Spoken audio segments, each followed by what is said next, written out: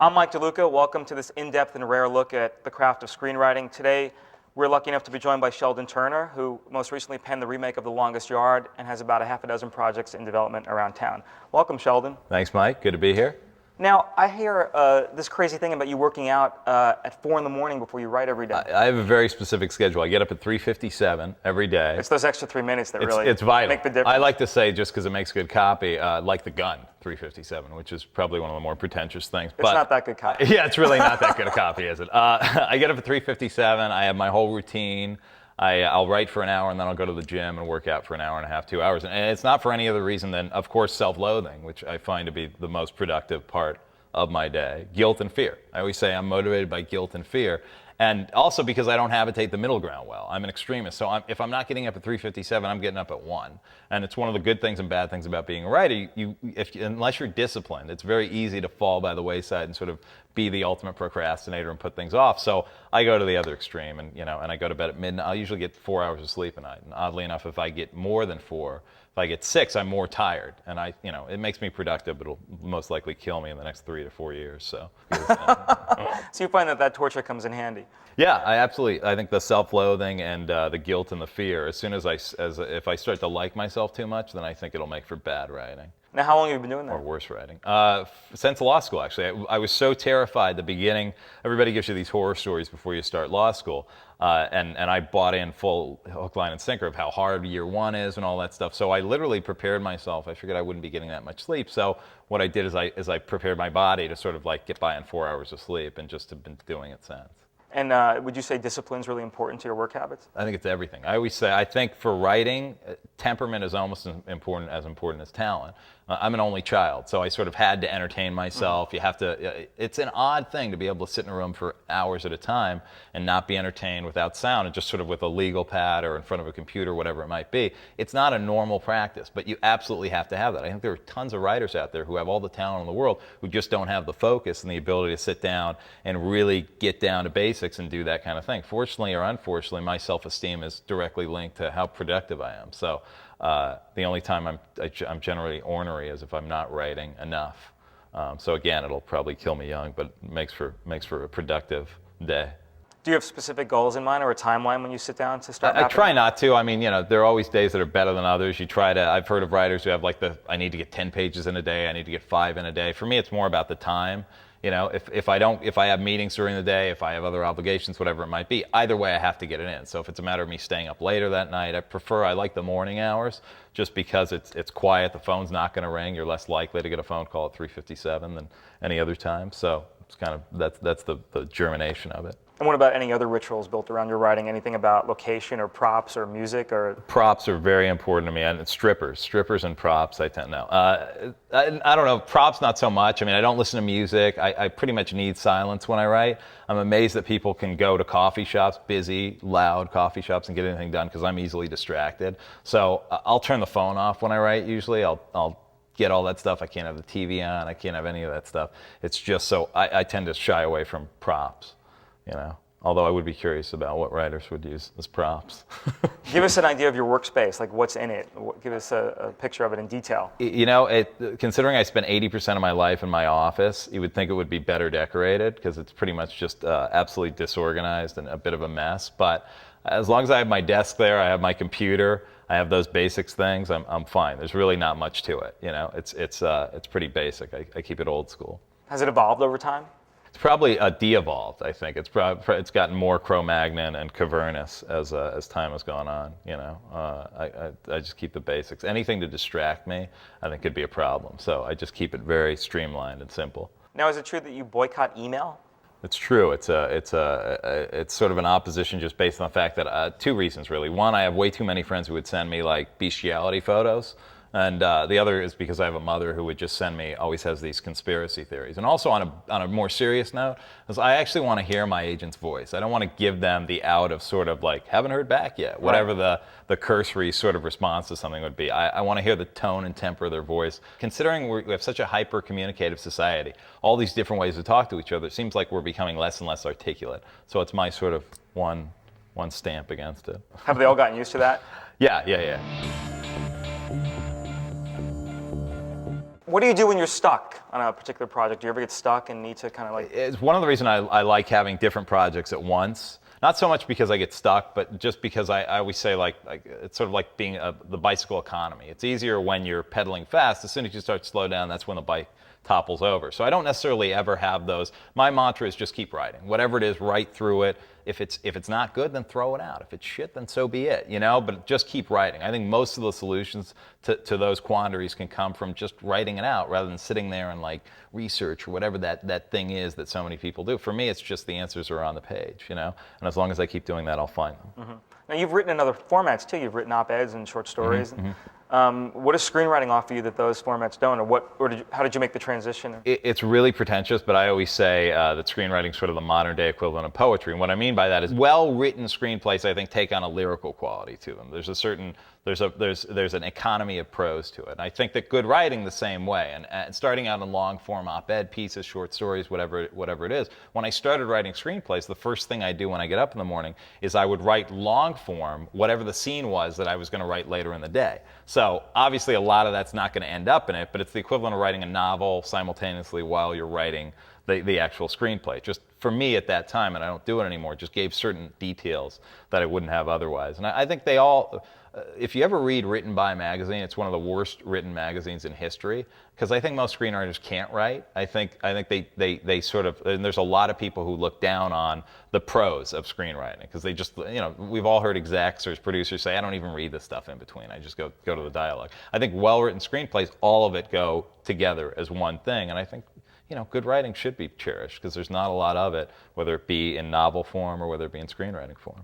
Have you ever had to write several projects simultaneously? I do standard, you know. I mean, I'm working on 3 different things now, and I just find it more helpful to sort of, and there are days when I'll do different things, or aren't necessarily designed days where I'll do one thing, and I just find it more exciting that way. Same with genres. Like, working in one genre to me would be just about the most boring thing in the world, and working on one thing, sometimes you do get not necessarily bored, but you're thinking of the same things constantly. So, and once in a while I'll think of something in drive time or whenever it is, and I'll want to integrate it into another script, and that'll lead it off somewhere. So there's no real structure to it. But so you can jump pretty easily from one to the other? I can. I think it's necessary, actually, you know. Now, you actually graduated from NYU Law School. Shockingly. Can you believe it? I know. The standards are so low. It's an interesting background for a screenwriter. How did you make that transition? Well, I always wanted to be a lawyer. Like, I have a father who's a high school dropout, imposed on me to sort of get the education he never did, and I bought in hook, line, and sinker. I essentially wanted to be Atticus Finch.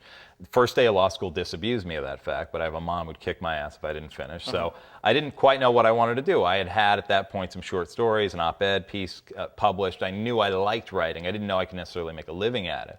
The beginning of my 3rd year, right before, I did a legal internship at a big pharmaceutical company where essentially there was nothing for me to do all day. I would sit in the corner. The lawyers didn't know who I was, what I was doing there, who's the weird kid in the corner. And I just started to read like 5 newspapers a day, and I always had a love of movies inherently, and always liked to write, so I wrote my first screenplay, which was an utter piece of shit, but it was enough to say, like, God, I love this thing, and enough for me to go to my folks and persecute them with, you know, like, hey, you know the money you guys just helped me get through law school with? I'm going to go be a screenwriter, you know, and I don't know anybody out there. But, you know, I'm glad that I was stupid enough to do that, because that's really what it took. I mean, I look back now and I go, my God, there's no way in hell I would have done it if I knew what it entailed.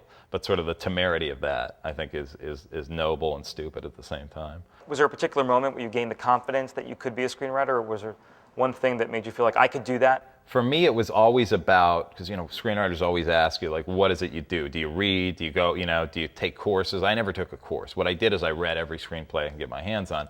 And it was ultimately emboldening and dispiriting. More so, and I tell people, go and find the crappy screenplays, because they are abundant, man. And that's what my inspiration was to a degree. So I would be out there struggling, and I wrote 12 screenplays before I gave one to anybody. Literally, I was writing like a script a month. Editing was not a huge priority at that point. And I just put them on the shelf. And then the 12th one, actually the 13th one, I finally felt like I hit it. I felt good enough about it to give it out to people, and that was, of course, the first thing I went out and sold. But I knew I had to get that training ground in. I didn't feel comfortable enough with it. I didn't think I hit my voice on it enough. So again, it's working it out on the page and finding the answers through those sorts of things. But for me, there was one script in particular that I read during the time that sold to Sony, actually, for like $3 million, and it was an utter piece of shit. And I remember there were 2 pages in it, which amazingly enough, this writer had managed to encapsulate every cliche in the human lexicon in 2 pages. I mean, it was fantastic. So I literally tore it up and put it in my little crappy studio apartment and put it on the wall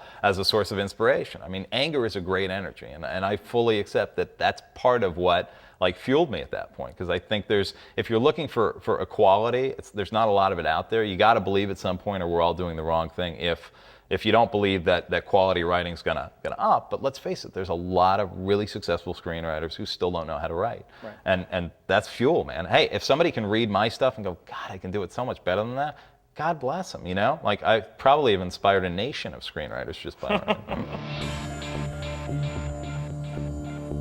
Can anything prepare you for life as a screenwriter? Temperament, again, really important. I think to be able to sit by yourself in rooms for long periods of time. There's this I have a very strict sort of definition of what a writer is. And I know sitcom writers, they all sit in a room and there's 7 of them and they throw jokes around. That's not writing to me. You're a stand-up comic, basically. If you want to call yourself a writer, that's great. But to me, writing is sitting down and going through those periods in a room, alone, in the dark, whatever it is, going through those things. Preparing yourself for those for me, it's just reading everything. I mean, I still read 5 newspapers a day. I try to read a book a week. I read a script a day. All those things. There's not enough time in the day to sort of get those things. And at the end of the day, I believe it's like the 90-mile-per-hour fastball. You have it or you don't. You can hone those skills. But it's why I don't get invited to talk at those screenwriting conferences, because ultimately my first question is, what are you guys doing here? Because in a way, they're teaching everyone to do the same thing. And the one thing, I mean, you look at it from a perspective of a producer or an executive who's got to take home 10 scripts in a weekend, or a night take home 3 scripts. You got to do something to differentiate yourself, because you have a limited time. Everybody tells the great lie of like, oh, I read the whole script. Bullshit. Right. Nobody does. They read 10, 20 pages. You have a finite amount of time to hook somebody. So you better do it. And if you're getting the same skills or being taught the same skills, proselytize the same skills as 300 other people in a room, then what's the point? I mean, find your own answers and don't be beholden to those things. The first script I ever wrote, the opening line, the first one I sold was, "You're fucked." Hook somebody. You have a limited amount of time. If you're not a name, if you're not likely to get that amount of time in, the investment of time, then find a way to differentiate yourself. Right. And again, you don't have a lot of time to do it.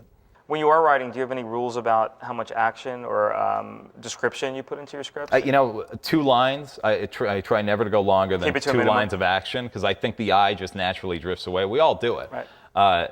You look at the script and there are breezy reads. Scott Rosenberg, to me, it pioneered how to do a breezy, quick read. He had the great structure, and that's really, to give a prop out to Scott Rosenberg, is like how I read his stuff, and he really got it down. I read that Project Greenlight script, or I tried to, Stolen Summer, that thing, and it was like one long paragraph. Right. I don't know, it was like stolen paragraph. I don't know where there was no, it was the hardest thing in the world to read, and we all go through it, even if it's great writing. Right. It's just natural. When you're reading, it's why it's hard to read like the Atlantic Monthly now. Well, there's a big conspiracy theory that they just pick bad scripts to make great television out of it. Yeah, and great personalities. Right. That's really what it should be. I think they should just go right to the mental institution and just take people out of there and put them behind the camera, which I think they may do actually in Hollywood. No.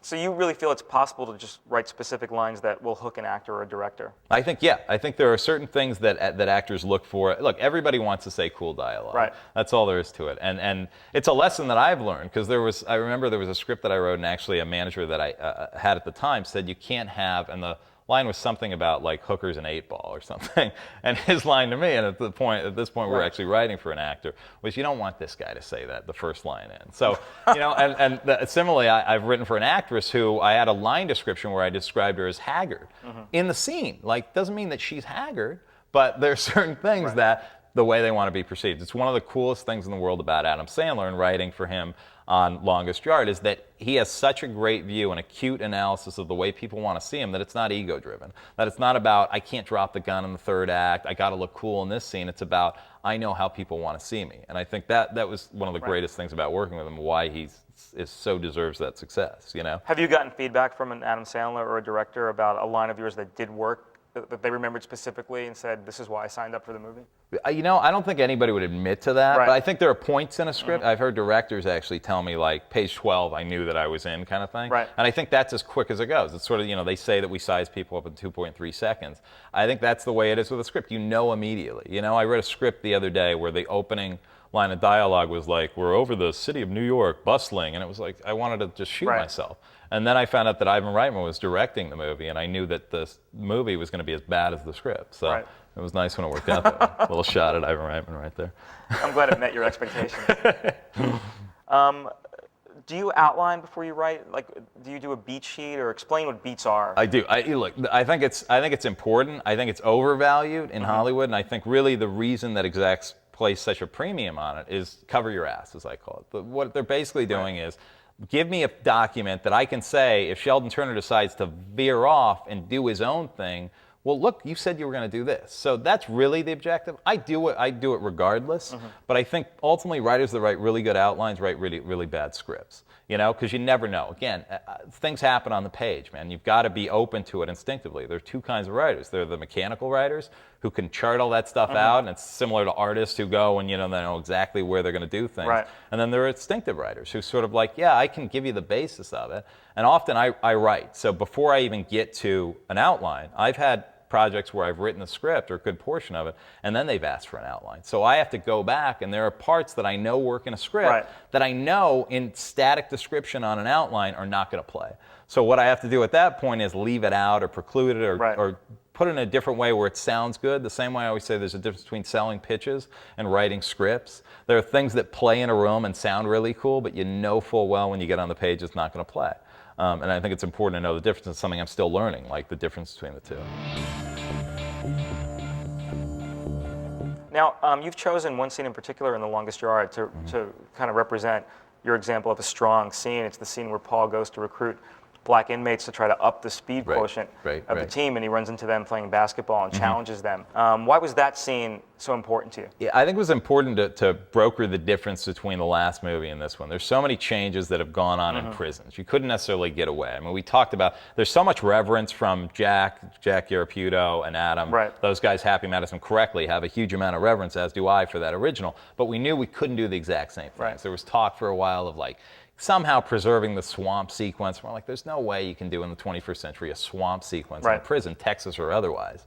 So what I liked about that scene, I think it announced the tone of this movie. Because one of the things that was my concern when I had written the script initially with Adam's company, but strictly told Adam's not going to be in the movie. Adam's not doing the movie. Don't worry about it. He would be in the office every once in a while. Someone would say, hey, Adam, why don't you do the movie? He'd say he's too short, whatever it is, So I wrote it for essentially the prototype Brad Pitt, a Vince Vaughn, someone more closer to the paradigm of Burt Reynolds. Okay. And when I heard Adam signed on, my first impression was, great, I'm going to get fired and they're going to turn it into Waterboy 2, you know? And the greatest thing about it was being able to sit down with Adam and go over lines and curtail them and seeing that he wanted to keep that tone, Granted, there are some broader beats that have gotten put in since out of necessity. I mean, I think to do an Adam Sandler movie, there are expectations that come with it. But for the most part, that scene was important to me because it indicated that Adam Sandler is not putting on a voice in this scene. He's not doing anything ridiculous. This is a hardcore, it's a violent scene, And I like the fact, someone told me, and I took great pride in it, even though they probably meant it as an insult, that it's the most violent PG-13 movie they've ever seen.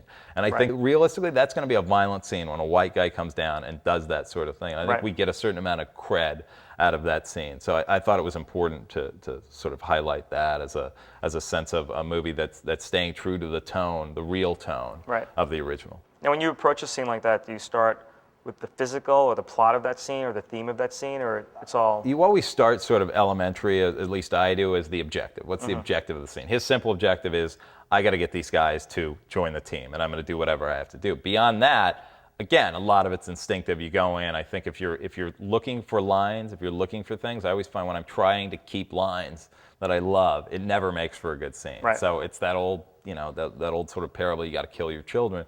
And it's true. I mean, there was a scene that I had written in the first draft of Longest, which I loved. It was the introduction of the Nate Scarborough character, who is played by Burt Reynolds in the movie, the old coach. And we had a backstory on him where he was like a Woody Hayes-like coach who came off the sidelines and assaulted a player kind of thing in the middle of a game. And I loved the flash cut and going back.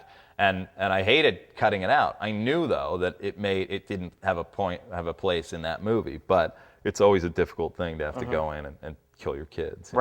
But you have to be able to do it. I think that's what I mean by the temperament. When I first got to town and I was doing those meetings and developing things, you're defensive, And it's sort of, you still want to fight your battles, man. It's really important, I think, to do those things, because I think I think the first prescription is for a bad script is to just lay over on everything. You got to pick your battles, though, you know, and you also have to do it with a smile, you know. You can say fuck you, but you want to do it with a smile. And that's sort of the lesson. And I think early on, I probably had a reputation as being difficult or combative because I was still in law school, basically, in my head. I was thinking, like, let's debate this scene. This is why you wanted to win the argument. Right, exactly. And now I still try to win the argument, but I do it with a smile on my face, and I think it makes a difference. And that's sort of the lesson. I wish screenwriting now were just about writing. I do, but it's not. I mean, actually, I think it's probably 40% of it.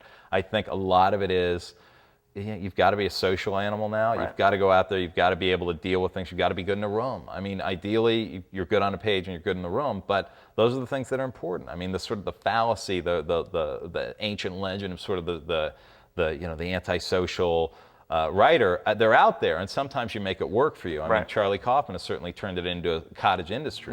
But for the most part, I think you can't afford to do that. I mean, my joke when I first got to town was the best thing to happen to my career would be to affect facial tics, because there are certain expectations that come with being a writer. You've got to be a weird guy, you know?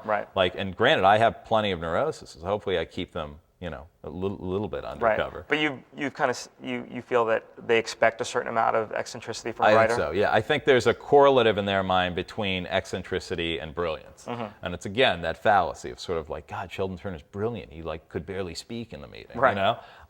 Which is never true, but there are ways to make that work for you as well. I think if you're too amiable, if you're too seemingly normal, there's always that question of, like, I had an exec on one project like 4 years ago ask, like, Sheldon doesn't seem like he can get dirty with it enough, you know? And, like, granted, I'm sure the guy they hired ultimately for that job probably had a nose ring and, you know, and tattoos and everything. So there's a way, it's just that perceptional thing. And you have to know, in a way, the way an actor knows what your perception is, what your image is. It sounds ridiculous. And that's what I mean by the evolution of writing now. You have to be aware of those things. I think it's smart to be aware of how you're going to be perceived, what list you're going to be put on because of your age, because of your personality, because of obviously the things you've written, but it's not limited to that. You know? Did Longest Yard change much from your first draft to the shooting script? It did not really. I mean, what changed, the structure stayed the same. What changed as far as what's on the screen is those guys, you know, on set coming up with lines that I wouldn't, that are funny lines, you know, that I'll take full credit for. But, so Adam brought a lot to the Adam always brings a lot, and I think he has such an awareness of even the little lines. I mean, sitting down with Adam and the language that he'd use, saying, like,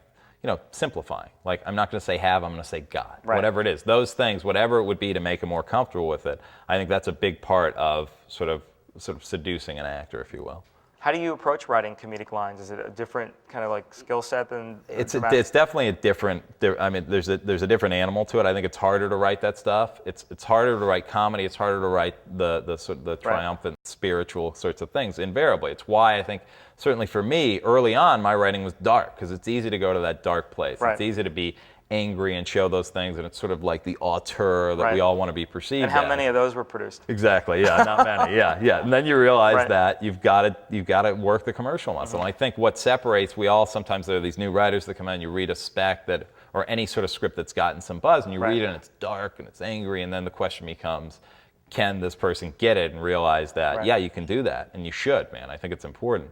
But you also have to flex the creative muscle, because what's the point of writing a great script if no one's going to see it? You know, ideally you can do well and do good at the same time. Do you ever get or take feedback from regular moviegoers? I try not to talk to no. I think it's one of the things that I learned with Longest Yard is after I would go to the movie theater, and if I was watching something else, if I was watching Longest, which I would pay for regardless, and I would go into the bathroom and wait for people because that's always like the water cooler moment, you know? And so yes, I'd be the freaky guy hanging out in the bathroom, the men's bathroom, and listen to whatever the feedback was that came from people. I'll tell you one thing that was a great lesson is going, and I've never been, it's always easy to lambast sort of focus groups and poll groups and all these things that are now a reality of Hollywood, necessity. You mean during the screening, test screenings? Yeah, during the test screening. But one of the things that I was amazed by how smart some of the comments were. Things that there were moments where Jack and I looked at each other and I was like, oh my, how did we not think of that? We went through 12 drafts of this thing, and here's a kid, a 14-year-old kid in the front row who comes up with this Like, why didn't we think of that? So it's important, and you can convince yourself of anything. I always say it's why screenwriting has to be collaborative. Right. It's why before I give a script to a producer, I'll give it to 10 people that I trust as just different viewpoints, because I can convince myself anything's brilliant sitting in a room for 10 hours at a time. And it's important to have that perspective, and it's a different animal on the screen, of course, because it's usually too late to do anything about it and fix it. But there's usually answers. There's usually reasons why, and I get it now. You know, having been behind the curtain, if you will, I know why people do it. I think good movie making conceals the notes on the page, you know? I mean, sometimes you'll read a script or you'll see a movie and you go, that was a reshoot. Or I know they did that because they tested it badly and they wanted this scene where we had to like the character, whatever it is. I think the key is they all go through that process, but concealing it, you know? I think the American public, I always say as a whole, has gotten infinitely dumber, but the movie-going populace has gotten savvier. They've gotten smarter. They see the strings behind the curtain, man. They see the they've been to the puppet show, man. It's why you go back and you look at these vaunted movies in the filmography, the Bullets, the 3 Days of the Condors, and for me, they don't hold up. You know, I mean, there are a lot of people. There's a way to get through. There's a lingo of this town that people love to talk about old movies. Like, did you see Rafifi in 1938? Well, no, I didn't see Rafifi because I tried and I couldn't get through it. It was one of the more boring experiences of my life. There's that pretentious, you know, attitude of like classic movies. Those were the days. I disagree. I think a lot of that storytelling, and we've evolved with it. It's a sort of a function. It's the beauty of art. It's a mirror reflection of the times, but it wasn't great storytelling. There are things you could not get away with. I watch Bullet and I go, God, why couldn't I get away with that now? That's fantastic, you know? But now we're geared, man. We're savvier. We know what's bogus. We know what's true. It's why I love the movie Jerry Maguire. I mean, I'm crying in the first 10 minutes of that movie, man. In the credit sequence, I'm crying because that's Cameron Crowe's blood on the screen. You can feel it. And I think good scripts are the same way. I think when you sit down with a good script, you feel the blood and sweat of that writer on it. The same way you know when someone's phoning it in. You know, it's the best thing about art, I think, ultimately. And, you know, my parents are art dealers, so one of the things that I took from them, even though I don't have the appreciation, the passion that they do for their chosen forms of art, is good art should move you, right? Make you pissed off, make you happy, make you whatever it is. Move me somehow. The worst thing you could say after reading one of my scripts is, it was okay, you know? Like, it's like when you go to a movie and it's cotton candy, you know? I've had people ask me what I saw last night, I can't remember. You know, and they're all, that to me is the worst thing. I'd rather have somebody go, I hated this script by Sheldon Turner, but at least I moved something out of it, you know? At least I got something out of it. That's what art is at some point, you know? Avoiding the just, it's okay. Yeah, it's okay. It's, you know, that sort of indifference, I think, is violent, you know, is an insult, you know? Where does the writer stand in terms of the movie-making process? Like, you've obviously seen things through from conception through the release. Is that unusual for a screenwriter to be involved? Look, one of the nicest things about the most recent one, Longest Yard, is how collaborative they were in the whole process, being involved. I mean, I sat down with, you know, when they were hiring a casting director, things like that. You know, it was nice to be inside the machinery of that. I also know how rare that is. I've also had situations where, you know, you don't even get, you gotta struggle to get an extra ticket to the premiere. Or the phone call that you've actually been replaced. Yeah, I know. I actually had a situation where on a project that I was brought in to rewrite, and one of the things I do is I'll call the screenwriter, I'll ask for his number, I'll call it the worst phone call in the world, from my part as much as his. And you just because it's the way I'd want to be dealt with. And you call and you just go, and I had one situation where I called up and I said, look, this is a difficult call to make, man. Just know that I'm a fan of the script. I went into my whole spiel. And he didn't know that he'd been, so it was nice the producers to leave it up to me to tell him that he'd been it's kind of like a horrible Dear John you letter. might want to use that in future references, like just have the screenwriter call the writer that he's replacing. But that's very stand-up of you. Yeah, no, I don't know how stand-up it is. It's just the way I want to be handled, you know, with anything. It's a brutal thing, man. And now I think with the political side of it, people are savvy enough to try to purposely change things to get their credit on things, and that's kind of nasty. You know, I think ultimately the one thing we do have is, look, I'm sure in all these DVDs, writers are going to bemoan the state of how we're mistreated and this and that. You know what? I don't know that you're going to change that. If there's any screenwriter in this that says that he endeavors to be the rock star of screenwriting, it's not going to happen because it's a boring I'll kick his ass right out. I'll kick his ass right out. Yeah, who is it? Ted Griffin, if he says that, kick him right out. But it's just the reality of it, you know? I mean, fortunately, anybody who does screenwriting to get the publicity, to be sort of praised, you're in the wrong thing. It's like becoming an offensive lineman in a football team because you want to get the praise. It's just not the nature of the animal. You know, you hope that you get valued feedback from people in your community and all the rest, but you're never going to be that guy. And I don't know that it's necessarily going to be changed. It's the reality of it. You know, ultimately, one of the nice things about being an only child again is I write for myself, you know, and those are the moments that the best. It's a weird thing to be able to explain to people that the best moments of my life have been not when I get a check on a project, but sitting in a room when I've finished a script and I know I did my job on it, when I know what I set out to do, however long before, is what I accomplished. Those to me are the moments, and that's how I think you sustain a career rather than sort of I'm doing it for the money, I'm doing it for the God knows what else. You're not doing it for the women. We know that. Well, that's a very personal moment you described, but how do you deal with then being rewritten after you've spent the time and turn it in? And Right. Oh, it's brutal. It's horrible. I mean, it goes on invariably. The good news is usually when it happens, it's because your movie's getting made. You know, you hope that's the case, and that's the rationale that you tell yourself. Like, fine. Are you that level-headed about your own stuff if it gets rewritten by? It's always emotional, you know, and invariably you don't. The question that's emotional is, do I want to read the script again? Because you know, sometimes I can't get through it. I've read things that people have rewritten on me, and it's like you know, it's just, even if it's great, you come at it with such a bias that it's not necessarily. It's why the pros in the industry, the guys who've been doing it a while, don't come at it from an ego place. It's similar to what I was saying about Adam earlier. Because they understand the nature of the beast. Yeah, they understand the animal. They don't need the credit. They're not doing it for that. They're doing it. If there's a line that works that was in there before, then co-opt it, use it, whatever it is. You know, I always, one of the things I like to do when I read scripts is I look for where a writer puts like revisions, and there are all these writers out there who kind of like put their name in. I can't find the other writer's name. That's interesting, you know. And I just think the one thing we have as a community is having that sort of that protection of each other. Because you know what? At the end of the day, no one else is going to protect us. When I first got to town, I thought the longer I was here, the wider swath of producers I'd work with. It's the opposite. It's smaller because you find the people that you like and you stay with them.